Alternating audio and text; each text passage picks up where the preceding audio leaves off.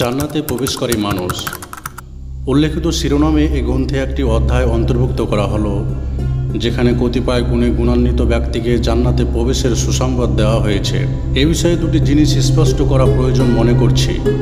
প্রথমত, এই অধ্যায়ে আলোচিত গুণাবলীর উদ্দেশ্য মোটেও এই নয় যে এগুলো ব্যতীত আর এমন কোনো গুণাবলী নেই যা মানুষকে জান্নাতে নিয়ে যাবে। এই অধ্যায়ে আমরা শুধু ওই সমস্ত হাদিসসমূহ বাছাই করেছি যেখানে রসুল করিম সাল্লাল্লাহু আলাইহি সাল্লাম স্পষ্টভাবে সে জান্নাতে প্রবেশ করেছে এবং তার জন্য জান্নাত ওয়াজিব হয়ে গেছে ইত্যাদি শব্দ ব্যবহার করেছেন, যাতে করে কোনো সন্দেহ বা অপব্যাখ্যা। দ্বিতীয়ত, যে সকল গুণাবলীর কারণে রসুল সাল্লাল্লাহু আলাইহি সাল্লাম জান্নাতে প্রবেশ করার সুসংবাদ দিয়েছেন তা থেকে অর্থ বোঝা মোটেই ঠিক হবে না যে ব্যক্তি উল্লেখিত গুণাবলীর কোনো একটিতে গুণান্বিত হবে সে সরাসরি জান্নাতে চলে যাবে।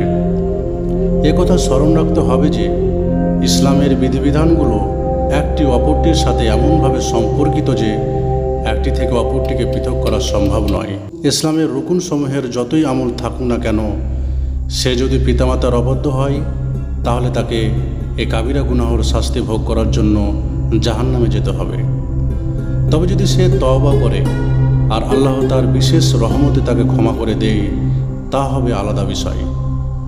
অতএব এই অধ্যায়ের উল্লেখিত হাদিসসমূহের সঠিক অর্থ হবে এই যে ব্যক্তি তাওহীদের উপর বিশ্বাস হয়ে ইসলামের রুকুনগুলো পালন করার জন্য পরিপূর্ণভাবে চেষ্টা করে মানুষের হক আদায় করার ব্যাপারে কোনো প্রকার অলসতা দেখায় না, কবিরা গুনাহ থেকে বাঁচার জন্য সর্বাত্মক চেষ্টা করে, এমন ব্যক্তির মধ্যে যদি উল্লেখিত গুণাবলীর মধ্যে থেকে কোনো একটি বা তার অধিক গুণ থাকে, তাহলে আল্লাহ তার স্বীয় দয়া ও অনুগ্রহের মাধ্যমে না জানা পাপগুলো ক্ষমা করে প্রথমেই তাকে জান্নাতে দেবেন এবং তাকে জাহান্নামের আগুন থেকে রক্ষা করবেন। এর আরেকটি অর্থ এও হতে পারে যে যাদের মধ্যে উল্লেখিত গুণাবলীর মধ্য থেকে কোনো একটি থাকবে, যদি সে কোনো কবিরা গুনাহার কারণে জাহান্নামে যায়ও, শেষ পর্যন্ত আল্লাহ তাকে ওই গুণে গুণান্বিত হওয়ার কারণে জাহান্নাম থেকে অবশ্যই বের করে দেবেন।